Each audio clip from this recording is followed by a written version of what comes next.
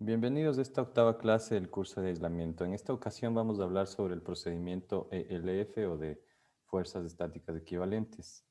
Nuestras referencias para esta clase van a ser el capítulo 17 de la SC 716 y el libro de dinámica de estructuras del profesor Chopra y el libro de principios de amortiguamiento pasivo suplementario y aislamiento sísmico del profesor Cristópolos y el profesor Filatro.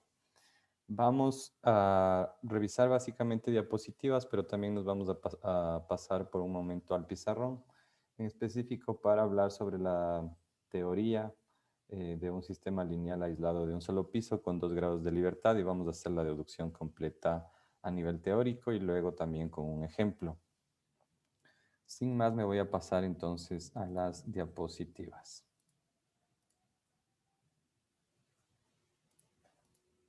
Bueno, como les decía, esta clase creo que es súper importante porque el procedimiento ELF es aplicable a todo tipo de estructuras aisladas. Obviamente tiene sus limitaciones que las vamos a revisar en la norma, pero al menos a nivel de prediseño e incluso a nivel de diseño definitivo para cierto tipo de estructuras, es un procedimiento muy sencillo y el más utilizado y ya van a entender por qué da tal vez resultados tan buenos.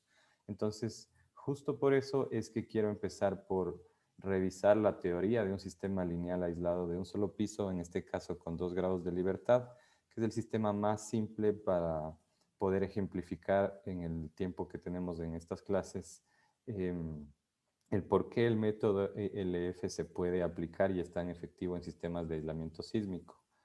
Básicamente lo que vamos a ir es deduciendo la ecuación de movimiento y posteriormente sacando las respuestas siguiendo un análisis clásico modal. Eso vamos a cubrir básicamente en esta clase. En la siguiente clase vamos a revisar ya dentro de este mismo tema el criterio o los criterios de aplicación de la norma de la C716 capítulo 17. Luego vamos a revisar la formulación ya paso a paso y vamos a hacer 3 ejemplos, tanto para em, aisladores elastoméricos como para aisladores de péndulo de fricción simple y péndulo de fricción triple, y creo que con eso cubrimos el espectro de los principales tipos, o al menos los que hemos estudiado dentro de este curso. Empecemos entonces por la teoría de un sistema lineal aislado de un solo piso, y para eso me voy a pasar por un momento al pizarrón digital. Perfecto, entonces lo que vamos a hacer en esta clase es, voy a dibujar primero el sistema que les decía de 2 grados de libertad. Es el típico pórtico que estudiamos en dinámica de masa M. En este caso lo voy a dibujar en su estado ya deformado, que tiene una rigidez KS y un amortiguamiento CS. La S pueden ustedes pensar que viene, o es un subíndice que viene de superestructura o de, sí, de superestructura, pero al mismo tiempo tiene también, y esto es lo adicional porque usualmente ese sistema estaría empotrado, esas 2 columnas en su base, pero en este caso tienen una losa base que tiene una masa MB que está apoyada sobre un sistema de aislamiento, que son estos 2 aisladores que los estoy pintando, y que estos sí están sobre el terreno. Entonces, este sistema de aislamiento tiene una rigidez KB y un amortiguamiento CB. La B podríamos decir que viene de Base Isolation, eh, un poco para que se acuerden esos subíndices. Entonces, ¿qué es lo que provoca ese desplazamiento? Pues evidentemente lo que estudiamos nosotros, una fuerza sísmica, que la voy a representar, perdón, con un acelerograma como el que les muestro.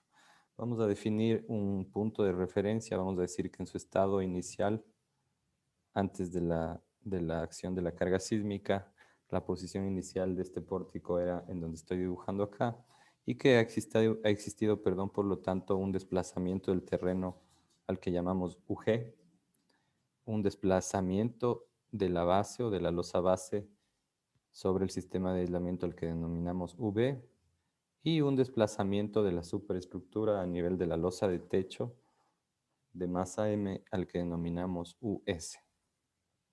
Eso en términos absolutos, y en términos relativos, los desplazamientos de esas dos masas también se pueden catalogar en este caso como, a este le vamos a llamar, esto es un poco solo la nomenclatura que estoy tomando, como B, B, y respecto a la masa de la losa base, este se puede, o se llama en este caso BS para lo que vamos a hacer.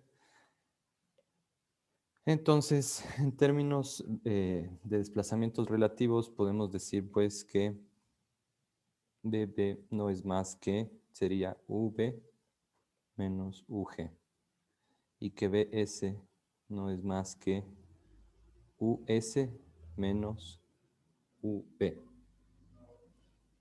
Planteado esto, pues vamos a escribir las ecuaciones de movimiento. En este caso, en términos absolutos, pues sería m por la aceleración US más CS, que es el amortiguamiento, multiplicado por la velocidad. Como es un sistema acoplado, sería US menos V punto, más la rigidez, en este caso es KS, igual por US menos V, esto es igual a 0.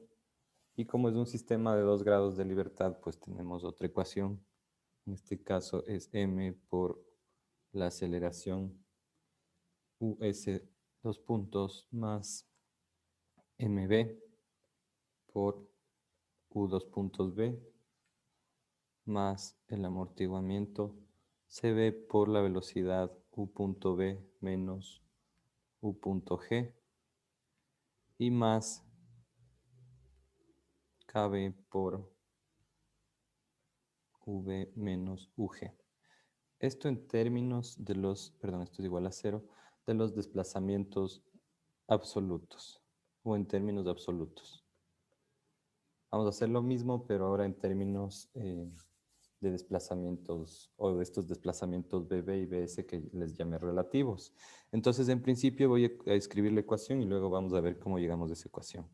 Entonces tendríamos m por b dos puntos b más la masa por b dos puntos s más el amortiguamiento CS por B punto S más KS por BS es igual a menos la masa por U2 puntos G.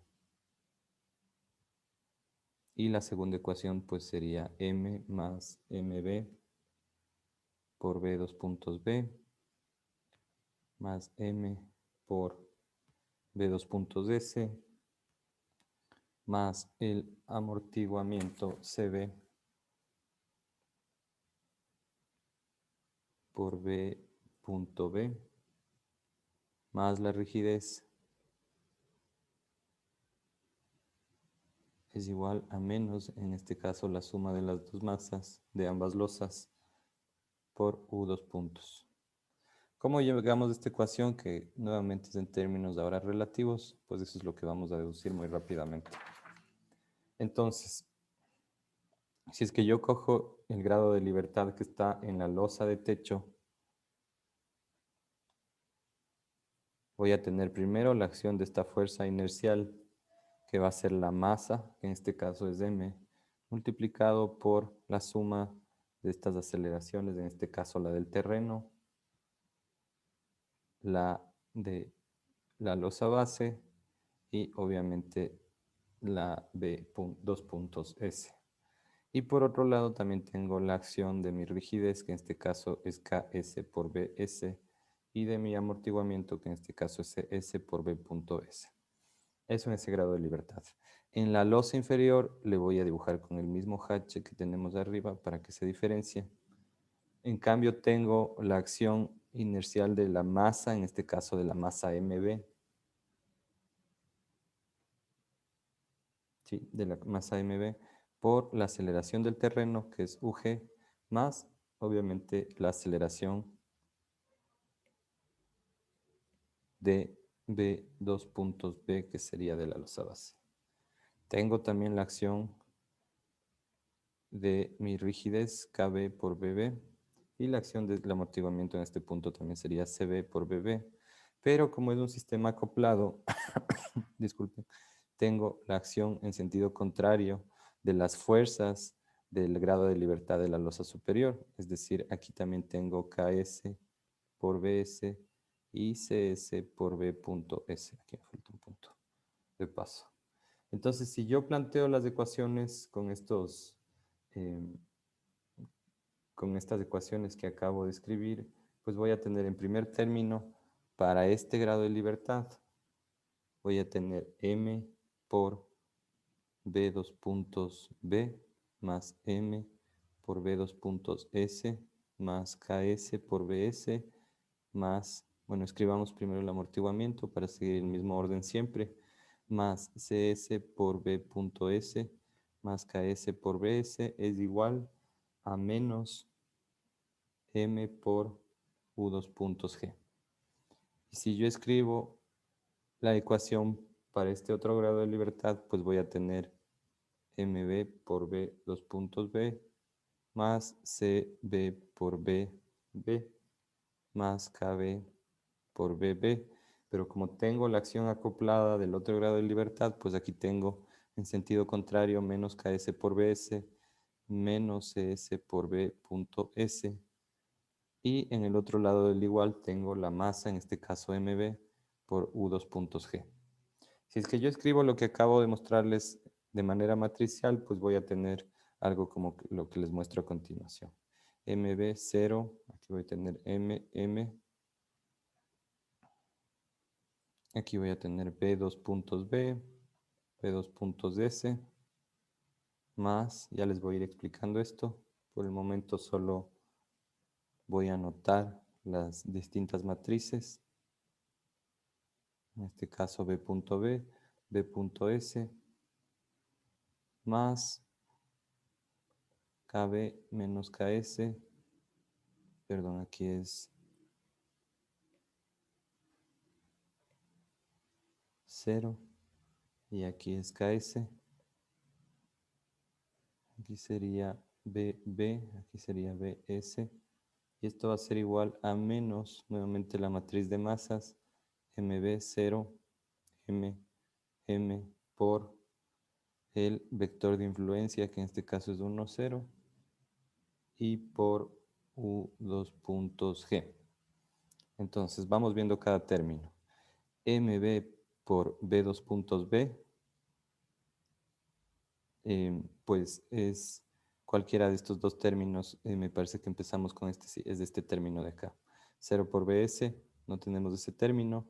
Este m por bb sería este de acá. Y este m por bs sería este término de acá. Y con eso tenemos todos los términos de la matriz de masa y de los términos de las inerciales. En cuanto a la componente de amortiguamiento, tenemos CB por B punto B, que vendría a ser este. Aquí me ha faltado un punto, dicho sea de paso. Menos CS por B punto S, que es este de acá, negativo. Este 0 y este otro es CS por B punto S, que es este término de acá. Y finalmente en rigideces pues tenemos KB por BB, que es este término, menos KS por BS, que es este término, y KS por BS, que es este término de acá. En el otro lado del igual, pues si es que hacemos MB por 1 por UG, tenemos este término, este 0, este de acá es M por 1 por UG, que sería este término, y con eso hemos logrado explicar esta equivalencia, que simplemente lo que hemos hecho es escribirlo de manera matricial. Ahora, si ustedes se fijan, estas matrices, tanto la de masa como la de amortiguamiento y la de rigidez, son matrices no simétricas. Entonces vamos a usar un pequeño artificio para volver a esta matriz simétrica. Y si es que yo llamo a esta primera ecuación 1 y esta ecuación 2, pues voy a sumar las ecuaciones 1 más 2. Y lo que voy a obtener es algo como esto. Voy a ponerle acá al lado. Obtendría mb más m multiplicado por b dos puntos b más m multiplicado por b dos puntos s más cb por b punto b más kb por bb. Y se eliminan los términos de ks por bs porque en la ecuación 1 es positivo y en la 2 es negativo. Y los términos de bs, b punto s porque en la ecuación 1 es positivo y en la ecuación 2 es negativo. Y en el otro lado del igual pues voy a tener menos m más mb por u dos puntos g por la aceleración del terreno. Esa ecuación es una de las dos ecuaciones y en este caso voy a repetir la ecuación 1, que era, acuérdense, m por b dos puntos b, la que está ahí arriba, más m por b dos puntos s, más cs por b punto s, más ks por bs, es igual a menos m por u dos puntos g. Esta le voy a llamar ecuación 3 y esta sigue la ecuación 1. Si es que yo pongo ahora estas dos ecuaciones en forma matricial, tomando en cuenta que voy a incluir un nuevo término, voy a llamar a este término m mayúscula, la suma de m más mb, es decir, de la losa base y de la losa de techo, esta sería una masa total. Si es que yo hago ese cambio y ahora escribo nuevamente de forma matricial lo anterior, pues voy a tener este resultado para la ecuación de movimiento. Lo voy a escribir aquí muy rápidamente, b dos puntos b, b dos puntos s. En el amortiguamiento ahora voy a tener cb, 0, 0 cs, b punto b, b punto s. Y en la rigidez voy a tener kb, 0, 0, ks igual con kb, perdón, con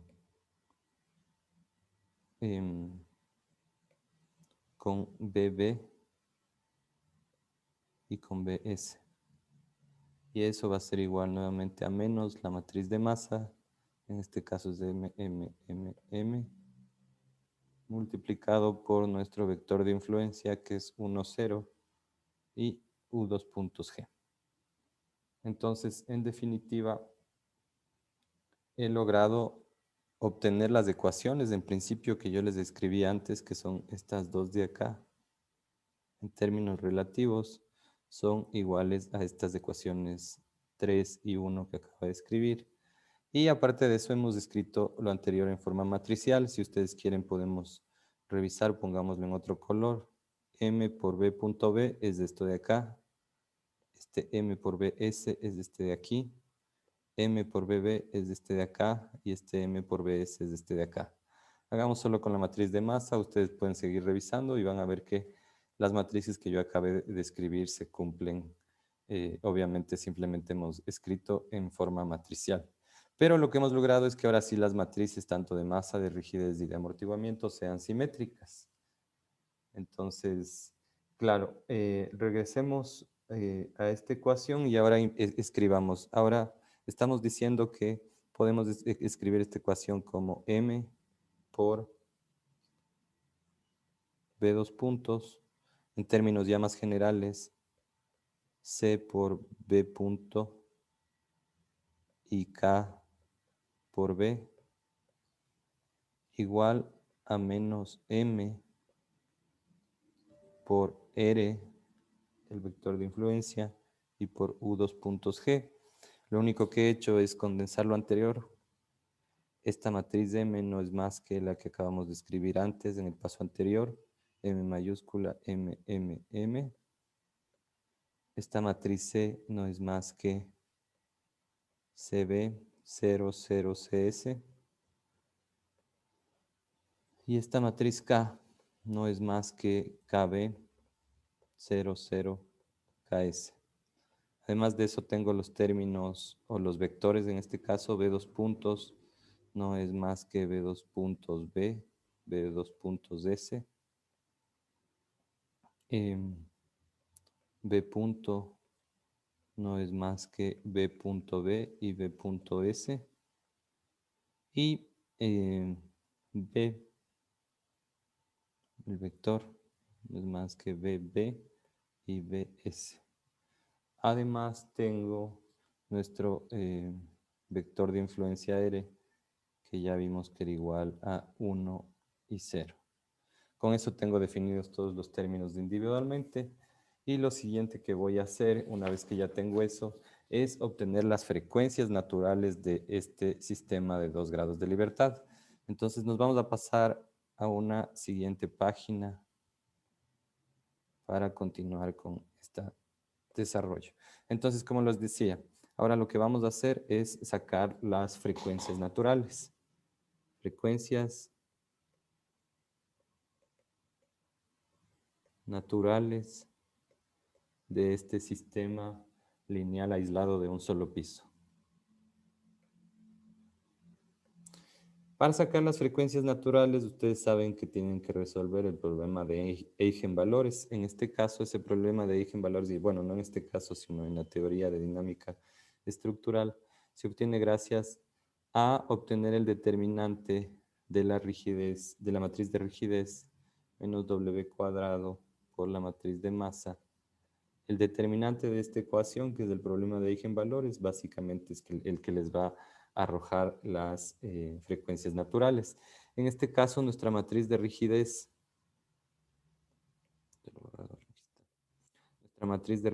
pues es, recuerden la que acabamos de escribir, KB 0, 0, KS, menos W cuadrado por nuestra matriz de masas, en este caso es M, M, M, M, la primera M es mayúscula. El determinante de esto va a ser igual a 0. Si es que expandimos un poco más esto, pues vamos a tener KB menos W cuadrado por M mayúscula. Acá vamos a tener menos W cuadrado por M minúscula. Lo propio acá, menos W cuadrado por M minúscula. Y acá vamos a tener KS, el último término, menos W cuadrado por M, determinante es igual a 0. Expandamos esto nuevamente, tendríamos, o mejor dicho, resolvamos ya el determinante. Ustedes saben, es esta diagonal menos esta diagonal. Entonces tendríamos KB menos W cuadrado por M multiplicado a KS menos W cuadrado por M minúscula. Y eso menos, como esto es menos y menos se hace más, W cuarta por M cuadrado, eso va a ser igual a 0. Si expandimos estos paréntesis, pues vamos a tener KB por KS menos KB por M minúscula por W cuadrado menos W cuadrado por M por KS y más W cuarta MM menos W cuarta por M cuadrado es igual a 0. Voy a agrupar un poco los términos. Vamos a agrupar a los términos que tienen a W cuarta, que en este caso sería M mayúscula M minúscula menos M cuadrado. Perdón, por W cuarta. Y voy a agrupar acá los términos que tienen W cuadrado, que serían M por KB y M mayúscula por KS. Esto sería W cuadrado y al final me queda solo un término KB por KS, que es ese primer término del paso anterior. Es igual a 0. Voy a hacer un arreglo matemático, voy a dividir cada término de esta ecuación para M mayúscula, M minúscula, y vamos a tomar en cuenta lo siguiente. De dinámica de estructuras, ustedes saben que la frecuencia natural es la raíz de K sobre M. Eso quiere decir que WS, es decir, la frecuencia natural de la losa de techo del primer grado de libertad, sería la raíz de KS sobre M minúscula. Por lo tanto, WS al cuadrado es KS sobre M. Lo propio vamos a hacer con WB. WB va a ser igual a la raíz de KB y en este caso sobre M, es decir, sobre la masa total. Por lo tanto, WB al cuadrado va a ser igual a KB sobre M mayúscula. Me quedé en la división para MM. Si es que dividimos esta ecuación de aquí para MM, pues vamos a obtener algo como lo que les muestro a continuación. Este primer término sería 1 menos, nos quedamos aquí con M sobre M por W cuarta, menos, acá nos vamos a quedar, si es que yo divido para MM, se simplifican las M's minúsculas, en este término de acá me refiero, y me va a quedar KB sobre M mayúscula. KB sobre M mayúscula es esto, es decir, es WB cuadrado. En este segundo término de acá, si divido para MM, simplifico las M mayúsculas y me quedo con KS sobre M, que es WS al cuadrado. Esto por W cuadrado y más, en este caso, KB por KS, que yo puedo escribirlo bueno, mejor dicho, al dividir para m y para m minúscula, para m mayúscula y m minúscula, pues voy a tener los dos términos también. Nuevamente el kb sobre m y el ks sobre m minúscula, que no sería más que decir que wb al cuadrado por ws al cuadrado, y esto es igual a 0. Con esto ya tengo una ecuación cuadrática, porque si yo reemplazo x por w cuadrado, pues ya voy a tener aquí 1 menos m sobre m por x al cuadrado, y con la ecuación cuadrática que ustedes bien saben, b cuadrado menos raíz cuadrada, perdón, b más menos raíz cuadrada de b cuadrado menos 4ac sobre 2a, pueden resolver y sacar las dos raíces. Entonces vamos a obtener las dos raíces. Las dos raíces se obtendrían pues como, en este caso, w1 al cuadrado y w2 al cuadrado, o x1, x2, serían 1 sobre 2a, en este caso sería 2 por, y aquí me faltó definir un término, y el término que me faltó definir es gamma. Gamma vamos a llamar a la división entre m y m mayúscula. Entonces aquí sería 2 por 1 menos gamma, y esto sería, ese es el término 1 sobre 2a por b, que en este caso es ws al cuadrado más wb al cuadrado, más menos el más para la una raíz y el menos para la segunda raíz, la raíz cuadrada de b al cuadrado, que sería ws al cuadrado más wb al cuadrado, esto al cuadrado, menos 4ac, 4 por 1 menos gamma, y por perdón, es ws al cuadrado por wb al cuadrado. La raíz cuadrada de esto. Esta ecuación cuadrática no les voy a mostrar. La resolución básicamente tienen que ir abriendo estos paréntesis, ir simplificando un poco de términos.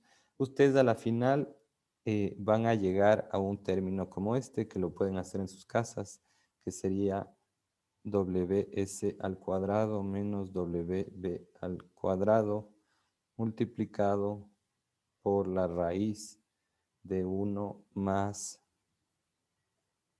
4, y perdón, con esto me estoy refiriendo únicamente a expandir este término de acá. Entonces me voy a ir para acá, expandiendo esta raíz, simplemente la raíz, pues se quedan con un término como este que les estoy escribiendo. 4 por gamma por ws al cuadrado por wb al cuadrado dividido para ws al cuadrado menos wb al cuadrado y esto al cuadrado. Como el objetivo, y ahí se utiliza un artificio matemático, es deshacernos de esta raíz cuadrada, perdón, pues lo que van a hacer es utilizar lo que se llaman series binomiales, que es, como les digo, un artificio matemático. En realidad esas series binomiales, por eso son series, tienen varios términos, pero los términos iniciales son los más significativos de la serie. Entonces el término más significativo es este que les voy a escribir, y el paso anterior, esa raíz cuadrada, se puede simplificar en lo que les estoy escribiendo aquí, que es ws cuadrado menos wb al cuadrado, esto al cuadrado, multiplicado por 1 más 2 gamma por wb al cuadrado por ws al cuadrado dividido para ws al cuadrado menos wb al cuadrado y esto al cuadrado. Y con eso han logrado eliminar esa raíz cuadrada. Una vez que ya tienen la resolución de esa raíz cuadrada, pues pueden regresar a la ecuación cuadrática para obtener las dos raíces. En este caso, la raíz número 1, que sería w1 al cuadrado, viene a obtenerse resolviendo los términos anteriores como wb al cuadrado por 1 menos gamma y por 1 menos gamma por ws al cuadrado sobre ws al cuadrado menos wb al cuadrado. Y la raíz 2, w2 al cuadrado, viene a resolverse como ws al cuadrado sobre 1 menos gamma. En este caso sería 1 más gamma por wb al cuadrado sobre WS al cuadrado menos WB al cuadrado. Ahora, es normal que en un sistema de aislamiento el periodo TB sea mucho mayor que el periodo TS y por lo tanto inversamente proporcionales son sus frecuencias y por lo tanto la frecuencia WS es mucho mayor que WB.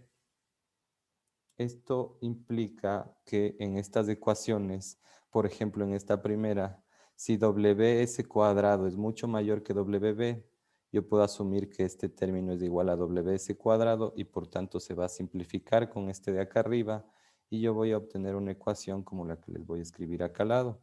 W1 al cuadrado es igual a WB al cuadrado o sobre, mejor dicho, 1 menos gamma. En este caso ya me quedaría 1 menos gamma.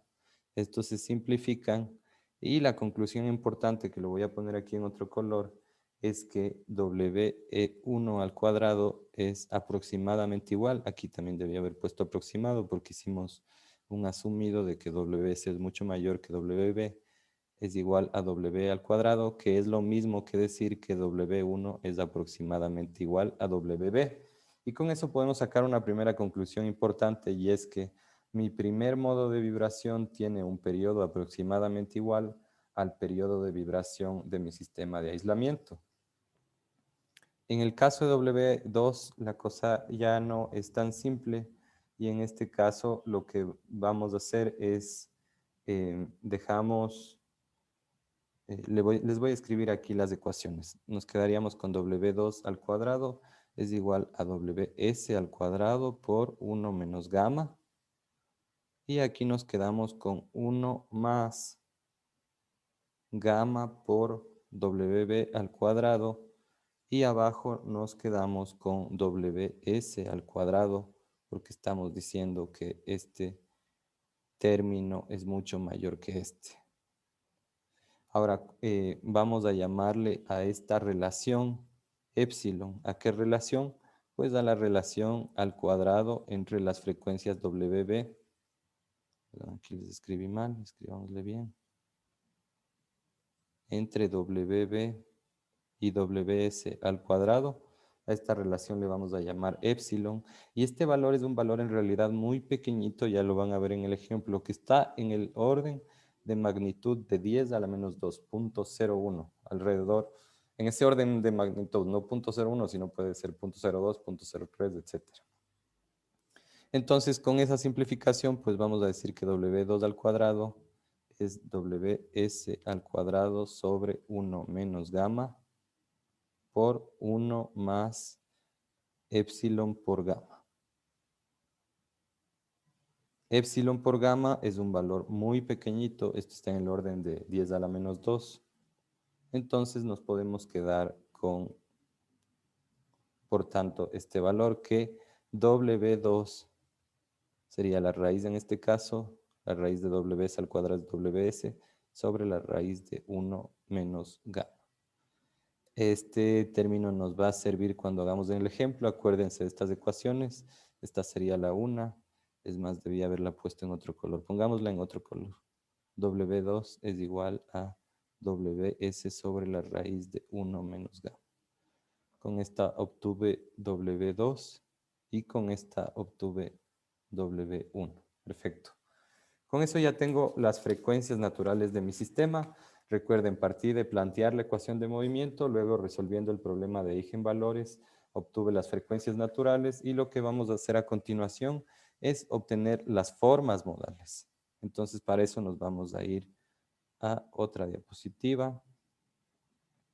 Entonces, como les decía, ahora lo que vamos a hacer es obtener las formas modales.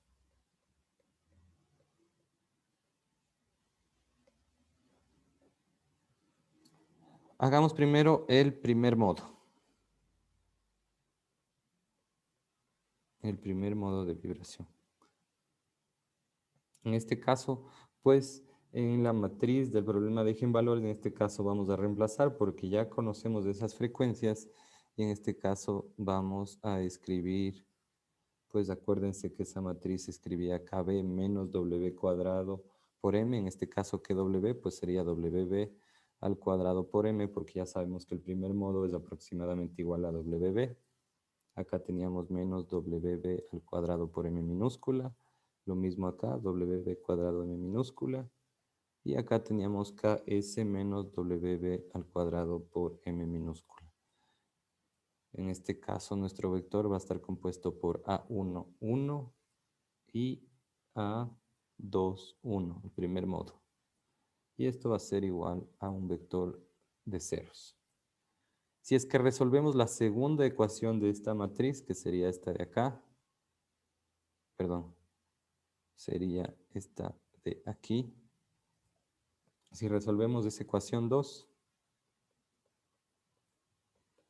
pues tendríamos que menos WB cuadrado M por A1, 1 más, entre paréntesis, KS menos WB cuadrado M por A2, 1 es igual a 0. Y vamos a setear a A1, 1 como 1. Vamos a decir que A1, 1 es igual a 1. Entonces vamos a resolver y vamos a tener menos WB al cuadrado por M por 1, quedamos igual, más KS menos WB al cuadrado por M por A2, 1 es igual a 0, y con eso podemos obtener A2, 1, que en este caso A2, 1 sería igual a WB al cuadrado por M dividido para KS menos WB cuadrado por M. Vamos a dividir para M ambos términos y nos vamos a quedar con WB cuadrado, mejor dicho, numerador y denominador. KS sobre M minúscula es WS al cuadrado y aquí nos quedamos con WB al cuadrado. Vamos a dividir numerador y denominador para WB al cuadrado. Acuérdense, en este caso WB al cuadrado sobre lo mismo es 1 y acá abajo nos quedamos con 1 sobre épsilon. Acuérdense que épsilon era WB al cuadrado sobre WS al cuadrado. Menos 1, que no es más que épsilon sobre 1 menos épsilon. Y épsilon sobre 1 menos épsilon es aproximadamente 1 porque épsilon es muy pequeñito, por lo tanto es igual a épsilon. ¿Qué les estoy diciendo con esto? Que este primer modo tiene esta forma que sería, escribámoslo, A1 es igual a 1 y a épsilon. Si épsilon es un valor muy pequeñito, lo que estoy diciendo básicamente es que en este primer modo, si es que dibujamos la estructura, voy a tratar de hacer lo mejor posible este gráfico. En el primer modo,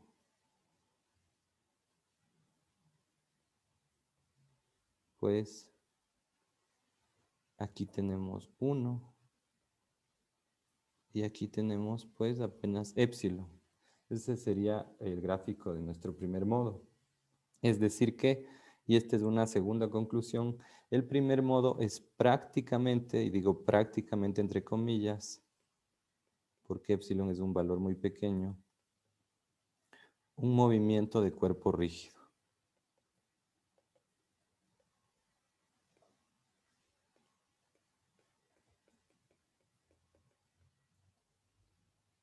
Sobre una base flexible, que en este caso es el sistema de aislamiento. ¿Y por qué es un movimiento de cuerpo rígido? Pues porque la superestructura se mueve apenas de épsilon, que es un valor muy pequeñito. Esa es una primera conclusión ya interesante de este análisis de la forma modal. El segundo modo lo podemos obtener de la misma forma, pero no voy a hacer toda la resolución para no cansarles tanto. Esta clase es súper teórica. Me supongo que ya están un poco aburridos, pero creo que es importante las conclusiones que se van obteniendo. Ustedes pueden hacer lo mismo. Ustedes ya saben que la frecuencia 2 pues es WS sobre la raíz de 1 menos gamma. Escriben esta misma matriz de acá arriba la que acabamos de escribir. Voy a quitar esto para que no se vea feo. Y en la ecuación 1, pues reemplazan a 1, 2 con 1 y van a obtener en definitiva, yo solo les voy a escribir ya la conclusión. Van a obtener una forma modal.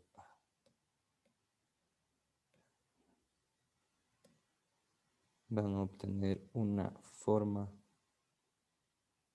modal como la que les pongo a continuación, es decir, A2 es igual a 1 y a menos 1 menos 1 menos gamma por epsilon dividido para gamma.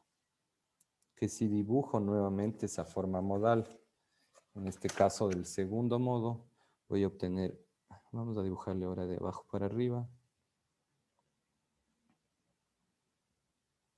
Aquí tengo mi losa base, que le he dibujado siempre con este hatch. Como es negativo, eso significa que me estoy regresando. Y este término ya tiene el mismo orden de magnitud, ya no es un valor pequeñito como epsilon. Ya lo van a ver en el ejemplo. Entonces, en definitiva, estoy diciendo que respecto a mi eje, a mi referencia, me estoy yendo 1. Y acá me estoy regresando este valor 1 menos 1 menos gamma por epsilon sobre gamma. Aquí no se ve tan fácil, pero es del mismo orden de magnitud ya este valor de esta fórmula. Entonces la conclusión aquí importante es que primero tenemos un movimiento fuera de fase entre el sistema de aislamiento y la superestructura. Un movimiento fuera de fase del mismo, y la segunda conclusión es esa, del mismo orden de magnitud. Disculpen la letra. Perfecto. Con eso hemos terminado. Hoy hemos concluido la parte de, primero sacamos las ecuaciones de movimiento, luego las frecuencias naturales, luego hicimos las formas modales y ahora vamos a aplicar la superposición modal. En este punto hay algo importante que clarificar y es que debido a las diferencias tan grandes que existen entre el amortiguamiento del sistema de aislamiento, recuerden ustedes que en el caso de aisladores elastoméricos tenemos el aislamiento añadido o aumentado producto del núcleo de plomo y en el caso de aisladores friccionantes el mecanismo de amortiguamiento es la fricción en sí, pero en cualquiera de los dos casos tenemos un amortiguamiento mucho mayor que el de una estructura convencional. Por lo tanto, existe una diferencia importante entre el amortiguamiento del sistema de aislación o de aislamiento y de la superestructura. Eso quiere decir que esa diferencia importante entre el amortiguamiento del sistema de aislación y el sistema de la superestructura implica que la matriz de amortiguamiento es no clásica. Y eso quiere decir en términos rigurosamente científicos que no podemos aplicar el análisis modal clásico.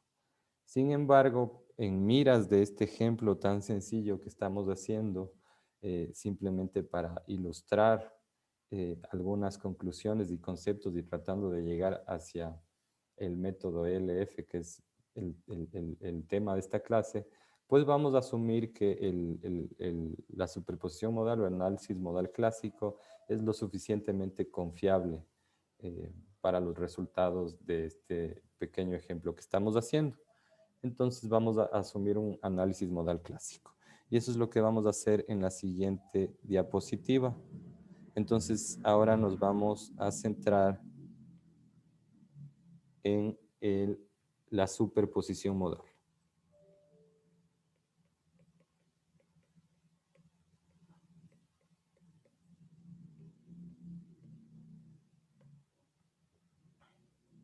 Entonces, si ustedes recuerdan, pues básicamente, si es que ustedes quieren obtener este desplazamiento BB en función ya del tiempo, pues tienen U1 por A1 por 1 más U2 por A1, 2. Y lo propio BS sería igual a U1 por A2, 1 más U2 por A2, 2. Vamos a asumir, es otra manera de decirlo, que el amortiguamiento es lo suficientemente pequeño como para mantener las propiedades de ortogonalidad de las formas modales y por lo tanto podemos escribir la ecuación de movimiento como, perdón, M mayúscula 1 por U2 puntos 1 más C1 por U punto 1 más K1 por U1 es igual a mi vector de fuerzas P1T. Lo propio con M2 por U2 puntos 2 más C2 por U punto 2 más K2 por U2 es igual a P2T. Donde, y lo voy a poner por acá para no perder tanto espacio, M1 es igual a A1 transpuesta por la matriz de masas por A1. M2 sería igualito, no lo voy a escribir.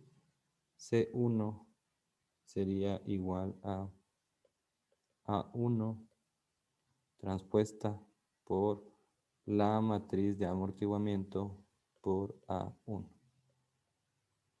Y K1 sería igual a lo mismo, A1 transpuesta por la matriz de amortiguamiento por A1. Superposición modal. Y este P1 sería igual a menos A1 transpuesta por la matriz de masa, por mi vector de influencia R y por U2 puntos G. No voy a repetir para K2, pero simplemente tenemos que cambiar el índice 1 por 2. Otra forma de escribir estas ecuaciones es dividiendo toda para la masa, pues sería U2 puntos 1 más 2 por el amortiguamiento 1 por la frecuencia 1 por U punto 1 más W1 al cuadrado por U1 es igual a menos alfa 1 por U2 puntos G y lo propio con 2. U2 más 2 por W2 por U2 puntos 2 más W2 al cuadrado por U2 es igual a menos alfa 2 por U2 puntos G. ¿Y qué es lo importante de aquí o qué son alfa 1 y alfa 2? Son mis factores de participación modal. Y ya van a ver por qué quiero obtener esos factores.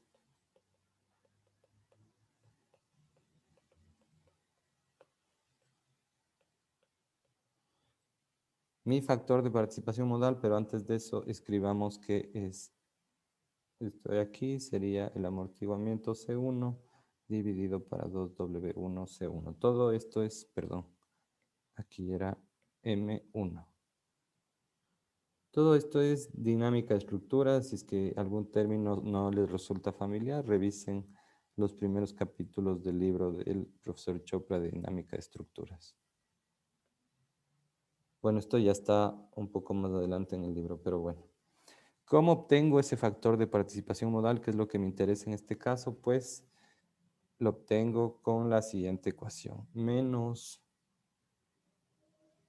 A1 transpuesta por la masa y por el vector de influencia, perdón, dividido para M1. Lo propio con alfa 2. Pero vamos a sacar primero alfa 1. En este caso, acuérdense, yo obtuve A1 era igual a 1 y epsilon, mi primer modo de vibración transpuesto. La matriz de masas era M mayúscula, M minúscula, M minúscula, M minúscula. Y mi factor de influencias era 1, 0. Bivector de influencia.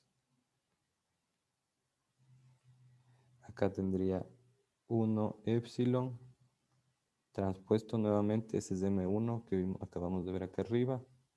La matriz de masa nuevamente. Y aquí tengo 1 y epsilon.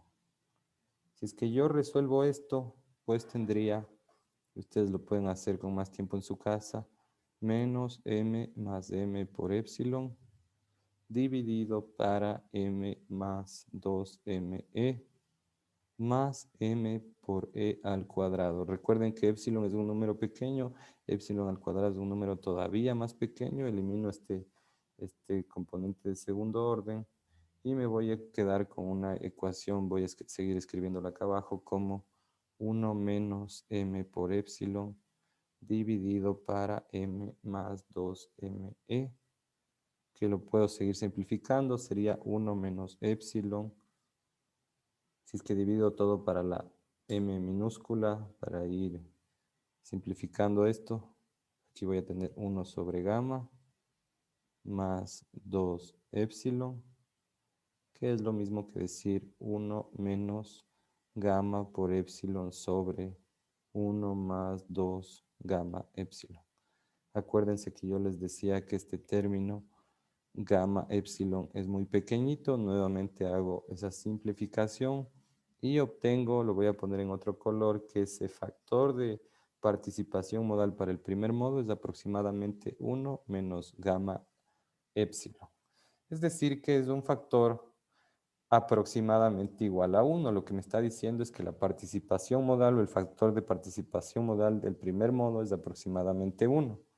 Si es que yo obtengo la masa efectiva actuando en ese modo, simplemente por tiempo voy a escribir el resultado, pues es aproximadamente igual a la masa modal, a la masa, perdón, total, que es m más mb. Entonces estoy diciendo en definitiva que en el primer modo la participación es prácticamente del 100% y con una masa prácticamente igual a la masa total. Les pongo los resultados del factor de participación en el segundo modo. En este caso lo que se obtiene, pongámoslo en azul, es gamma por epsilon, es decir, un valor muy pequeño. Y bueno, la masa en realidad no nos importa mucho. Pero lo que estoy diciendo a la final, y esto a manera de conclusión, es que el segundo modo, que es el que produce deformación en la superestructura, es básicamente o esencialmente no es excitado por el movimiento del terreno, a pesar de que su pseudoaceleración pueda ser larga. Estoy diciendo que básicamente el movimiento tiene una frecuencia natural igual a la del sistema de aislamiento. Acuérdense, W1 es igual a WB. Y tiene además una participación de este primer modo de prácticamente igual a 1 o al 100%. Entonces, esa es otra conclusión importante que tenemos o que hemos tratado de sacar. Acuérdense también que el movimiento también puede catalogarse, y si vemos la forma modal del primer modo, como de cuerpo rígido, porque obtuvimos una forma modal en la que teníamos 1 en nuestro primer grado de libertad en la losa base y epsilon en la losa de arriba, en la losa de techo. Entonces estamos diciendo tres cosas.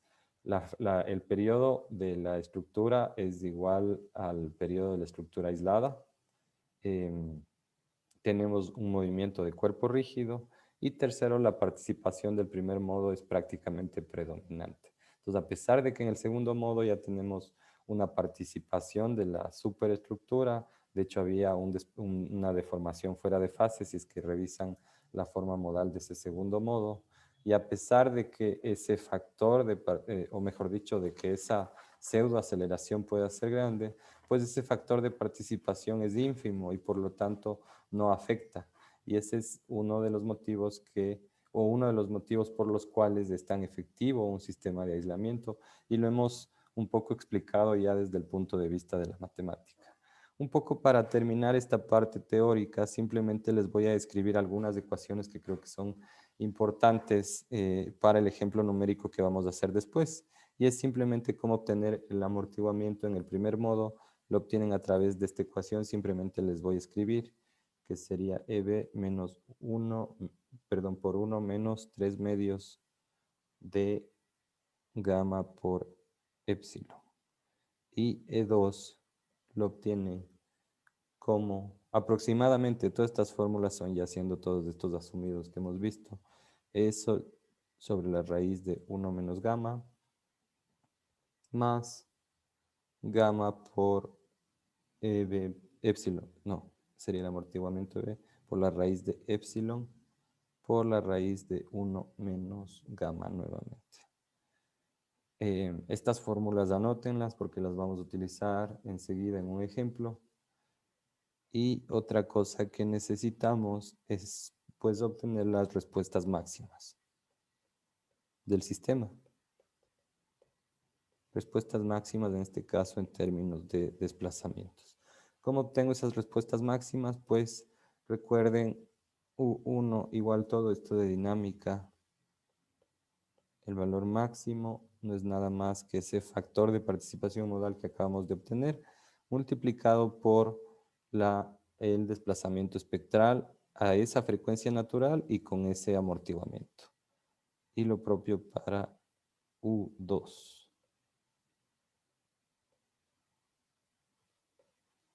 Va a ser igual al factor de participación modal para ese modo por el desplazamiento espectral a esa frecuencia o a ese periodo y a ese amortiguamiento. Si es que yo quiero obtener, ¿cómo obtengo ese desplazamiento espectral? Pues ya lo obtengo de un espectro de respuesta, por ejemplo, donde tengo una aceleración espectral, en este caso a n, y si quiero obtener el desplazamiento, tengo que dividirlo pues para Wn al cuadrado. Si es que quieren obtener ya la respuesta combinada, en este caso sería Bs máximo, pues tienen que combinar y la combinación la realizan a través de esta multiplicación. En este caso sería A21 multiplicado por el valor que acabamos de escribir, U1t máximo, esto al cuadrado, más A22 por U2t max. Básicamente lo que estoy haciendo es un SRSS. Y eso para BS y para BB, pues lo obtengo con A1, 1, por lo mismo, U1t max al cuadrado más A1, en este caso 2, por U2t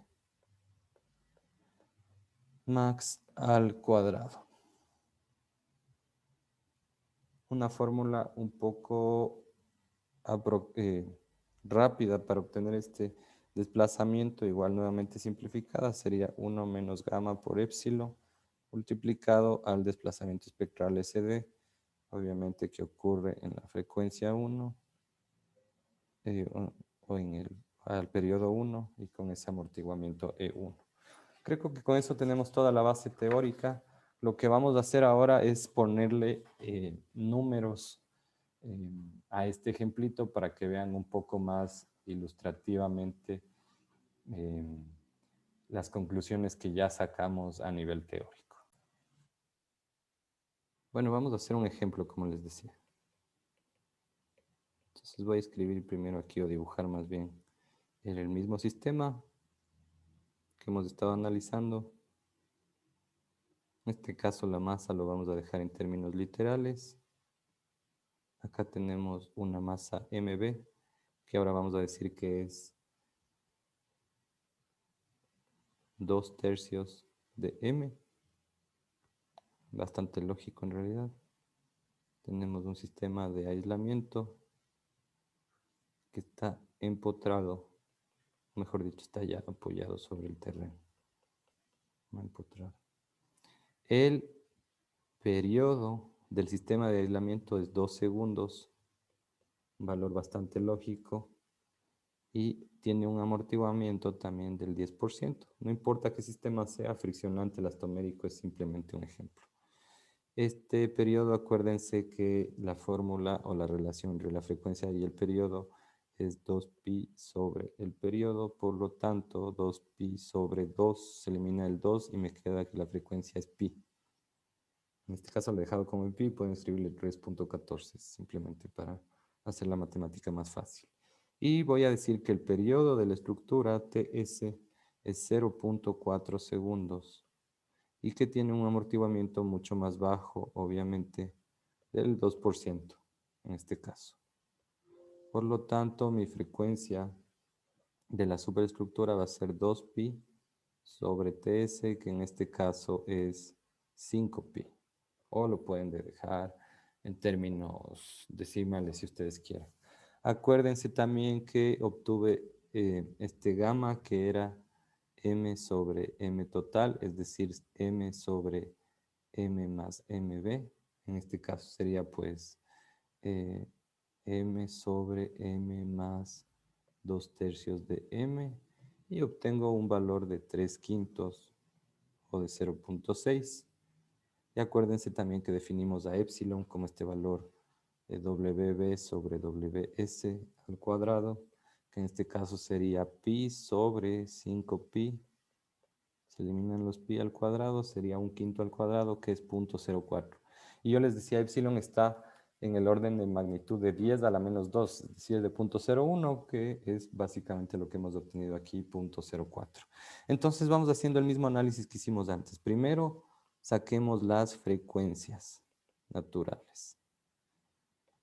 Y como tenemos esas fórmulas aproximadas, podemos sacarlas directo, pero solo para mostrarles cómo funcionan esas fórmulas, he hecho yo primero el cálculo de W1 cuadrado con la fórmula más completa, que en este caso era WB cuadrado sobre 1 menos gamma por 1 menos gamma por WS cuadrado sobre WS cuadrado menos WB cuadrado. Si es que yo aplico los números que tengo, WB al cuadrado es, WB es pi, y sería al cuadrado sobre 1 menos gamma, que es 0.6, sería 0.4 por 1 menos gamma 0.6 por WS al cuadrado sería 5 al cuadrado pi al cuadrado, porque WS es 5pi, sobre lo mismo, 5 al cuadrado pi al cuadrado, menos pi al cuadrado, y esto me da un resultado de pi al cuadrado por 0.9375. ¿Y por qué lo he dejado de esa forma? Para mostrarles si WB era pi, pues aquí tengo WB al cuadrado es igual a W1 al cuadrado, pero por un factor de 0.9375, es decir, que es casi igual a W1 al cuadrado.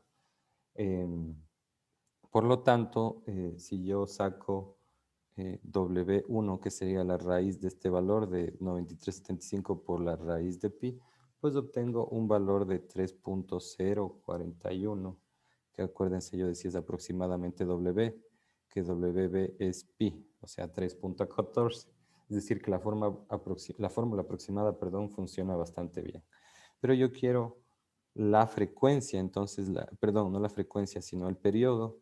El periodo va a ser 2pi sobre W1, que en este caso me arroja un valor de 2.06 segundos, que es aproximadamente igual a TB. Es decir, el primer modo de mi sistema es aproximadamente el modo de mi sistema de aislamiento de TB. W2, de la misma forma, acuérdense, la fórmula más completa era WS al cuadrado sobre 1 menos gamma por 1 más epsilon por gamma. En este caso sería WS 5pi, 5 al cuadrado pi al cuadrado sobre 1 menos 0.6, 0.4 si quieren, por 1 más 0.04 epsilon por 0.6. Obtengo un valor de 631,65. Por lo tanto, W2 es igual a 25.13. Si es que ustedes hacen lo mismo, pero ahora ocupando la fórmula simplificada que era WS por la raíz de 1 menos gamma, sería 5pi dividido para la raíz de 1 menos 0.6. Este valor no lo tengo calculado directamente, así que calculemos rápidamente. Sería 5 por pi dividido para la raíz de 1 menos 0.6. 1 menos 0.6. Entonces obtenemos un valor de 24,84. Es muy parecido a este 25,13. Entonces pueden ocupar tranquilamente esa fórmula aproximada. Eso quiere decir que mi periodo 2, que sería 2pi sobre W2, es 0.25 segundos. Obtengamos ahora nuestros modos de vibración. Mucho más fácil porque ya teníamos el resultado. Acuérdense que el primer modo, el A1, el vector, era igual a 1 y epsilon. Por lo tanto, en este caso sería 1 y 0.04. Y que el A2 era 1 y acá tenía menos 1 menos 1 menos gamma por epsilon sobre gamma. Por lo tanto, aquí tengo 1 y menos 1,64. Grafiquemos esos dos modos. El primer modo sería pues algo como esto. Aquí tengo 1 y luego esta superestructura se deforma muy poquito, 0.04. Aquí voy a tener 1.04 o en términos relativos aquí voy a tener 0.04. Es decir, es prácticamente lo que les decía, un movimiento de cuerpo rígido. ¿Con qué periodo? Pues con un periodo de 2.06 segundos. Mi segundo modo, por otro lado, en cambio viene a ser algo como esto. 1 aquí en la base. Y aquí me regreso. ¿Cuánto? 0.64. Porque es menos 1.64. ¿Con qué periodo? Con un periodo de 0.25 segundos. Nuevamente, conclusión 1, el periodo de 2.06 segundos es prácticamente igual al periodo del sistema de aislamiento, que es 2 segundos. Conclusión 2, mi primer modo es un movimiento de cuerpo rígido porque tengo 1 en el primer grado de libertad en la base y 1.04 en la losa de techo. Vamos en una siguiente página a ver la superposición modal. ¿Cómo lo escribí? En rojo. Ya, perfecto. En rojo. Entonces pongamos aquí superposición modal. Y en la superposición modal, lo que vamos a ir obteniendo es básicamente el factor de participación modal, que acuérdense era alfa 1, que era igual a 1 menos gamma por epsilon, dividido para 1 más 2 gamma epsilon, que es igual a 1 menos 0.6 por 0.04, dividido para 1 más 2 por 0.6 por 0.04. Esto es igual a 0.977 si es que usan la fórmula más desarrollada. Y si es que usan la fórmula simple, era simplemente 1 menos gamma por E, que es 0.976, es decir, prácticamente lo mismo. Pero lo que importa aquí es que el factor de participación modal del primer modo es del 97.6%, es decir, es prácticamente el que gobierna el movimiento. Y el gamma 2 era, acuérdense, la fórmula simplificada, gamma por epsilon, es decir, 0.6 por 0.04, esto es 0.024, es decir, apenas del 2.4%. Perfecto. Ahora obtengamos, esa era nuestra tercera conclusión, acuérdense que el factor de participación modal en el primer modo es prácticamente el 100%, por lo tanto no existe excitación en realidad en el segundo modo, que es el de la superestructura. Hablemos un poco del, o mejor dicho, hagamos los cálculos del amortiguamiento para hablar de una conclusión de la que antes no conversamos. Este amortiguamiento para el primer valor, acuérdense, se calculaba como el amortiguamiento de B, que es 10% por 1 menos 3 medios de 0.6 por 0.04. Esto es igual a 0.0964, es decir, aproximadamente el 9.6%. ¿Qué es similar a cuál? Similar, pongamos en otro color, al amortiguamiento del sistema de aislamiento, que acuérdense que era el 10%. Y el 2, o en el segundo modo, la fórmula aproximada, era el ES, que en este caso es 2%, dividido para 1, la raíz de 1 menos gamma, en este caso, y multiplicado a gamma por EB 010 por la raíz de epsilon, dividido para lo mismo, la raíz de 1 menos gamma. Esto nos da un valor de 0.05, es decir, 5% de amortiguamiento en el segundo modo. Y aquí sí hay un incremento importante, que es lo interesante, que en este segundo modo hay un incremento en la superestructura del 2% al 5%. Es decir, que el sistema de aislamiento tuvo un efecto de incrementar el amortiguamiento de la superestructura, que es el modo que controla en el segundo modo. Una vez que hemos establecido esas consideraciones, ahora sí hablemos de las eh, respuestas máximas. Esas eran las últimas fórmulas que vimos. Las respuestas máximas. Y para tener respuestas máximas, obviamente tengo que tener un espectro, sea de aceleración o desplazamiento. En este caso tengo uno de aceleraciones, en el que tengo definidos para distintos valores. Yo tengo definido mi aceleración en términos de g y mi periodo en segundos. Para distintos valores de amortiguamiento, vamos a decir que para el 2, el 5,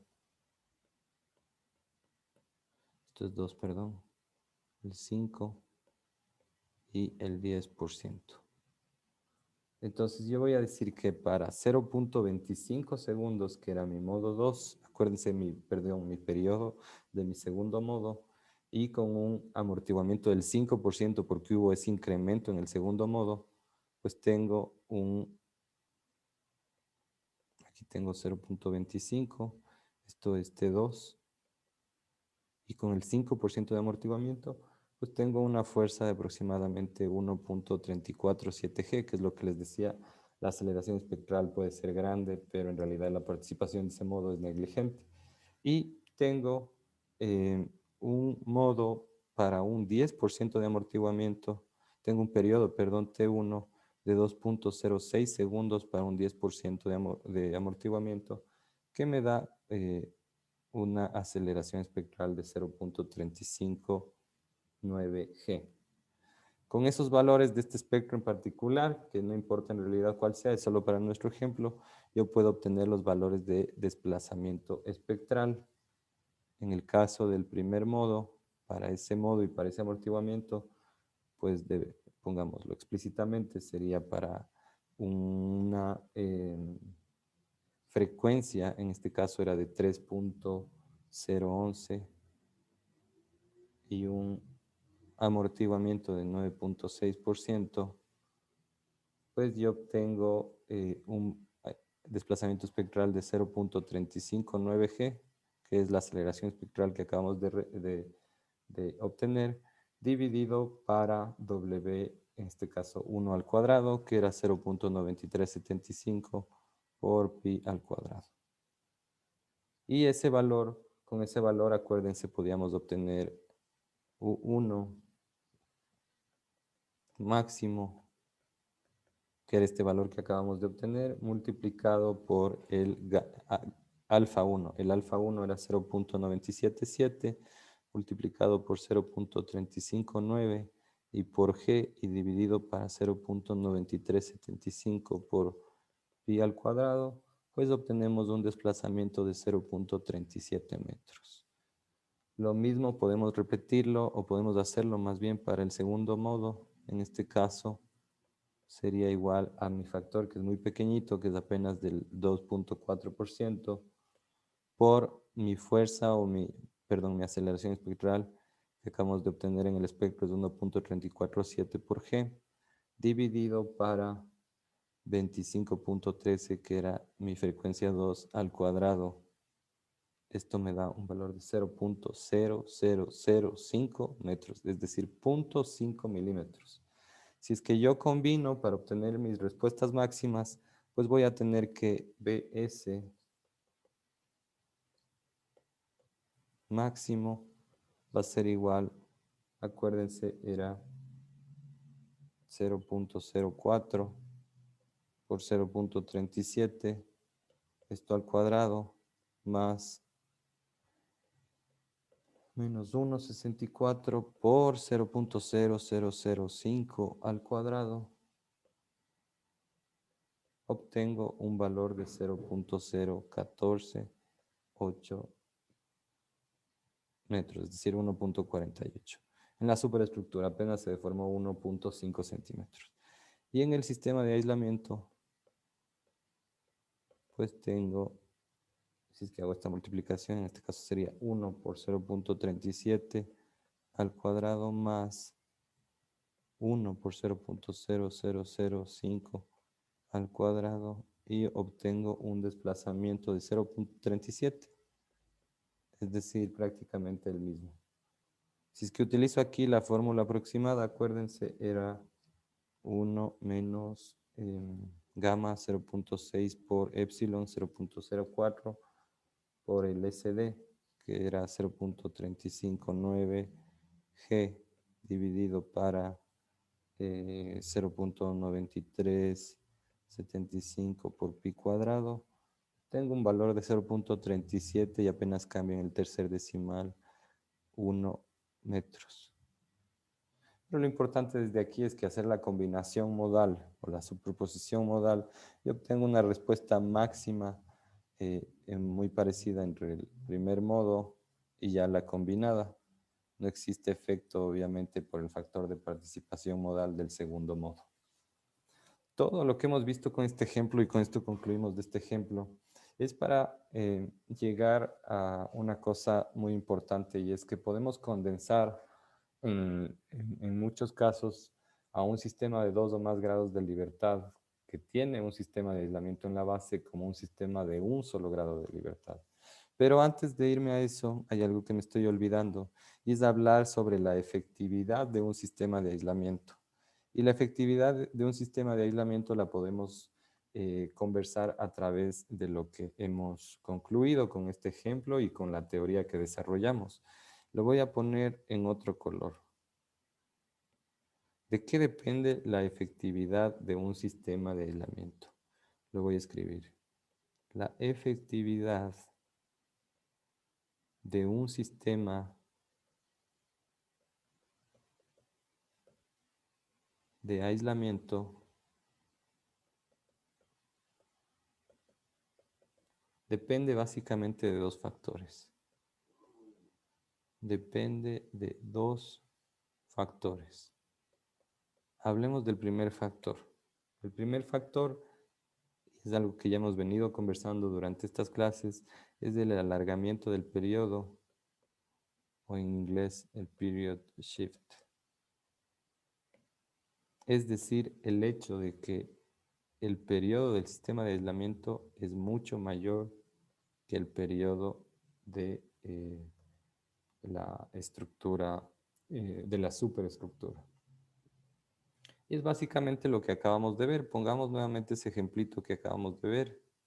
Acuérdense que tenía un espectro, perdón, no empieza ahí. Acuérdense que tenía un espectro para 3 valores distintos de amortiguamiento, que eran 2, 5 y 10%. Y acuérdense que yo tenía un periodo de mi estructura aislada, TS es en realidad este periodo, no TF. TS de 0.4 segundos. Que con un amortiguamiento del 2%, que es el que tenía la superestructura, pues yo tendría una fuerza. Aquí tengo aceleración espectral, menos de G, ya acá tengo periodo en segundos. En este caso, para este ejemplo, de 1.83 G. Y si yo veo el periodo de mi sistema de aislamiento, en este caso era TB igual a 2 segundos, con un amortiguamiento del 10%, pues tengo una aceleración espectral de 0.359 G. Es decir que gracias a este alargamiento del periodo, yo he logrado obtener una reducción en fuerzas de aproximadamente, en este caso, 6 veces.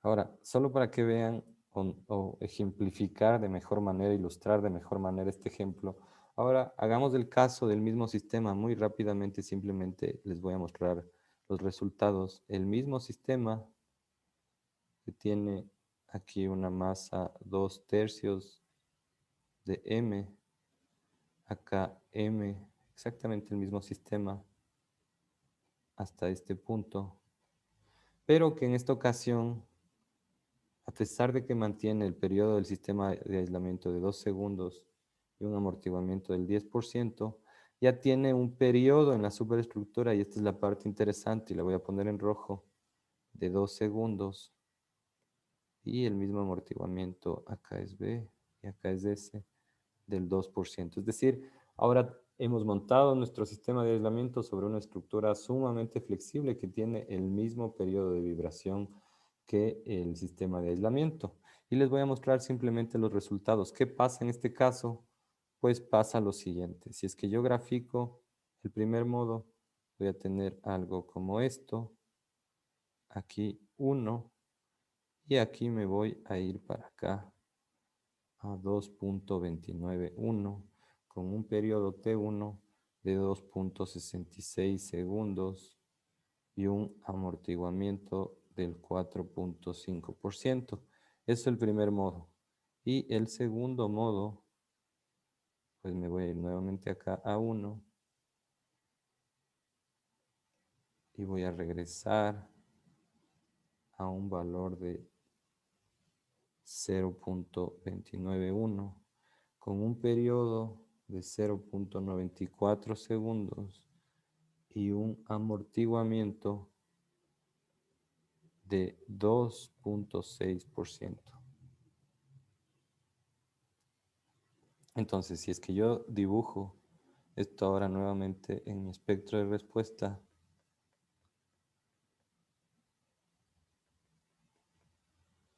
nuevamente mis tres espectros, para mis distintos valores de 2, perdón, de 2, 5 y 10% de amortiguamiento, pues en este caso yo tengo que TS es igual a TB y es igual a 2 segundos, y voy a tener unas fuerzas en este caso para un amortiguamiento del 2%, que es el de mi superestructura, de 0.569G.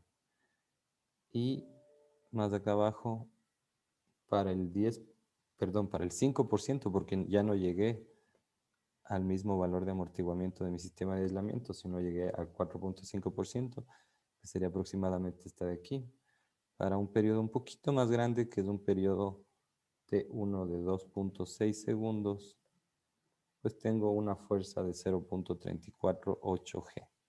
Es decir que mi alargamiento del periodo en realidad es muy pequeñito y es en realidad detrimente lo que logro con el sistema de aislamiento. Además que las conclusiones anteriores ya no son aplicables, porque fíjense ustedes que este periodo ya no es exactamente igual a este. Fíjense también que el amortiguamiento ya no se mantiene como el del sistema de aislamiento, y lo más importante tal vez es que no se mantiene el movimiento de cuerpo rígido, porque en mi primer modo, en mi primera forma modal tengo 1 y acá tengo 2.291, es decir, ya tengo un movimiento importante de la superestructura en ese primer modo. Eso en cuanto al primer factor del que depende la efectividad de un sistema de aislamiento. Entonces, el primero es que exista una diferencia importante entre el periodo del sistema de aislación y la superestructura. Y el segundo, esto medio que ya lo hemos hablado en algunas clases, el segundo en realidad no lo hemos conversado todavía, pero es súper importante y es algo que no reconoce todo el mundo y es la forma del espectro de respuesta. Si ustedes se fijan en el primer factor o cuando analizamos el primer factor, pues todo dependía de que mantengamos esa forma del espectro de respuesta donde los valores más altos de aceleraciones se concentran en esa parte del espectro inicial controlada por aceleraciones y donde en la parte controlada por velocidades tenemos esa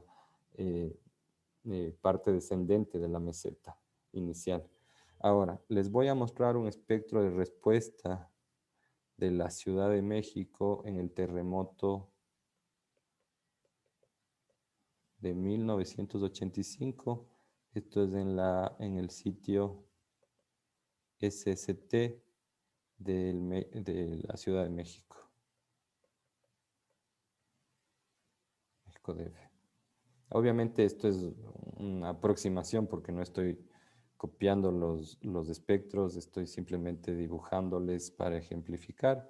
Entonces nuevamente vamos a dibujar los espectros para distintos valores de amortiguamiento. En este caso nuevamente este es para el 2%, este es para el 5% y este es para el 10%. Esto es el periodo en segundos y esto es la aceleración en Gs. Si es que regresamos a nuestro primer ejemplo, es decir, al que tiene el periodo del sistema de aislamiento lo suficientemente separado del periodo de la superestructura, acuérdense que eh, nuestro T2 era 0.25 segundos, es decir, el periodo en el segundo modo de vibración. Con un amortiguamiento del 2%, eso equivale a decir que tenía una fuerza de 0.25 G. Si es que ahora me voy a la parte con el alargamiento del periodo del TB, que es 2 segundos para un amortiguamiento del 10%, pues aquí tengo una fuerza de 0.63 G. Es decir, que en este caso el aislamiento se vuelve más bien perjudicial porque he incrementado mis fuerzas y eso ocurre porque la forma de mi espectro de respuesta es distinta a la forma convencional a la que estamos acostumbrados. Si es que hago una relación pequeña, pues en el espectro de la diapositiva anterior, si es que yo saco la relación entre la aceleración espectral a un periodo y amortiguamiento del sistema de aislamiento, dividido para el periodo de mi superestructura, pues obtengo un valor de 0.359 dividido para 1.83, es decir, un valor de 0.20 aproximadamente. El inverso de eso es 5 veces, es decir, que hubo una reducción de aproximadamente 5 veces en las fuerzas. Por el contrario, en este caso, llamémosle acelerograma 2, el 1 era el de la diapositiva anterior. Si es que yo obtengo nuevamente esta relación entre las aceleraciones espectrales, aquí he puesto F, era S. Pues obtengo un valor de 0.63 que acabamos de obtener para 0.25, es decir, de 2.5. Es decir, que las fuerzas al incluir o al introducir mi sistema de aislamiento se incrementan en 2.5 veces. Por lo tanto, aquí el aislamiento es perjudicial. ¿Y con esto qué les quiero decir? Que no pueden aislar por aislar o decir que el aislamiento es la solución siempre y en todos casos. Tienen que analizar las condiciones, la forma del espectro de respuesta. Y una cosa importante que me olvidé decir es que este espectro de respuesta ocurre en el caso de México en suelos blandos. Y eso es algo con lo que tienen que tener mucho cuidado. Me ha tocado analizar edificios en Guayaquil, incluso en Esmeraldas, en donde antes de plantear, porque a veces nos emocionamos con que vamos a implementar un sistema de protección sísmica, pero ustedes antes de plantear ese sistema deben preguntarse si es que el aislamiento es una opción posible y efectiva. Y por ejemplo, en este caso, definitivamente la aislación o el aislamiento no es una opción efectiva, sino que más bien es perjudicial y puede incrementar las fuerzas en el sistema. Entonces, esos son los dos factores que influyen en la efectividad del sistema de aislamiento, un poco para continuar con la discusión anterior. Y ahora sí, para terminar, que creo que es a lo que queríamos llegar con todo este background teórico y este ejemplo pequeñito que hicimos, es la aproximación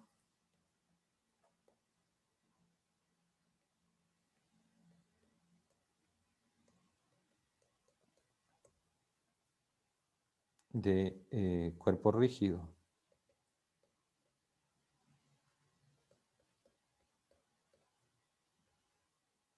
Recuerden todo lo que hemos hecho hasta ahora en esta clase, que resultó bastante larga y tal vez bastante aburrida, es para llegar a esto. Entonces, todo lo anterior, ¿a qué nos lleva? Recuerden ustedes que decíamos que el primer modo, en el caso de este sistema de 2 grados de libertad, el más simple, digamos, un sistema lineal aislado de un solo piso, era 1 y épsilon. Y que teníamos esta forma de este modo. De aquí teníamos el desplazamiento de los aisladores. Entonces, respecto a este sistema de referencia, aquí teníamos un valor de 1 y aquí teníamos apenas un valor de 0.04 o de épsilon.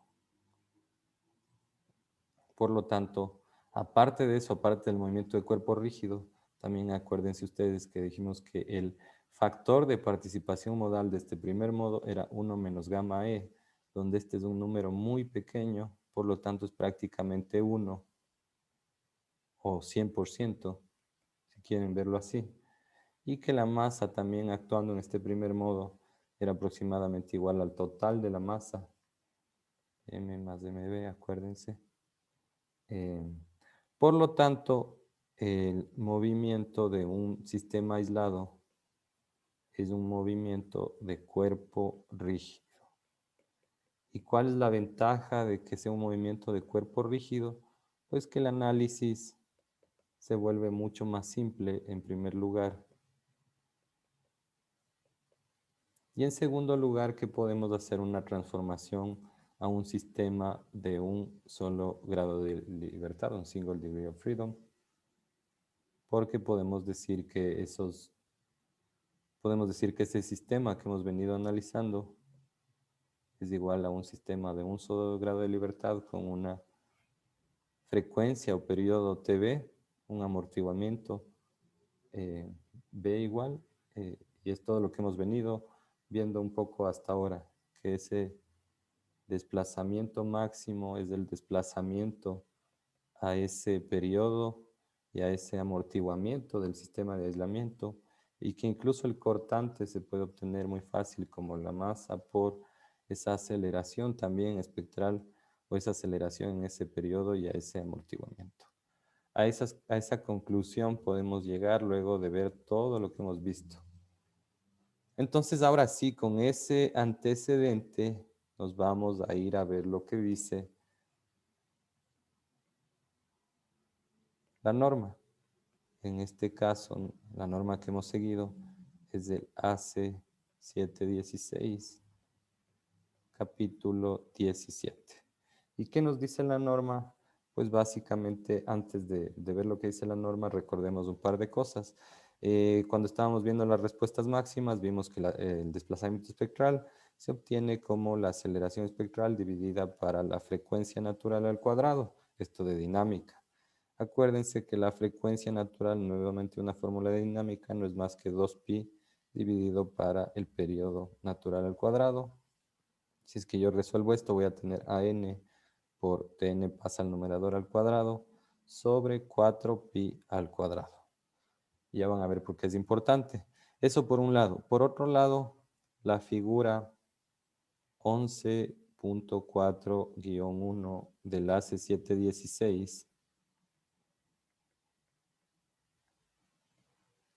que es la figura en la que se define la forma del espectro de respuesta en aceleraciones. Si es que ustedes van a la norma, pues nos dice que en la etapa rolada por velocidad, que es aproximadamente desde TS, como lo define la norma americana TL, la aceleración espectral para un 5% de amortiguamiento, y esto es súper importante, se define como SD1 dividido para el periodo. Esto para un sismo de diseño de BE. La equivalencia para un sismo máximo creíble, que es el que ocupamos en sistemas de aislamiento, es que la aceleración espectral sería SM1 sobre T. Esto para un MCE. Y con todo esto y con unos cambios de nomenclatura vamos a llegar a una ecuación. A SD le vamos a llamar dm, que es como se llama el desplazamiento máximo en la norma. A la aceleración eh, que escribimos acá, AN, le vamos a llamar SA. Y esto acabamos de ver que para un MC se calcula como SM1, está obviamente en función de G, dividido para el periodo. Y al periodo que le llamamos en este caso Tn, o que acá le llamamos T, acá le vamos a llamar Tm. De hecho, acá arriba yo ya le llamé T.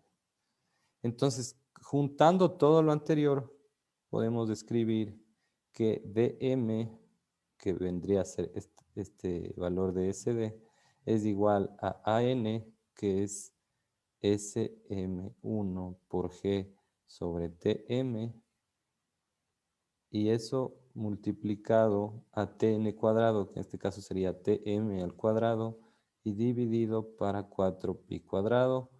Puedo simplificar uno de los Tm y obtenemos la ecuación que voy a escribir a continuación, que es G por SM1 por Tm dividido para 4pi cuadrado. ¿Por qué es tan importante esta fórmula? Porque esta es la fórmula con la que calculan el desplazamiento máximo de acuerdo al AC716, siguiendo el procedimiento ELF, porque todo lo que hemos hecho ahora es seguir este procedimiento ELF, pero con la inclusión de un factorcito importante que se llama BM, que es un factor de amortiguamiento. Dicho sea de paso, esta es la ecuación 17.5-1 de la norma.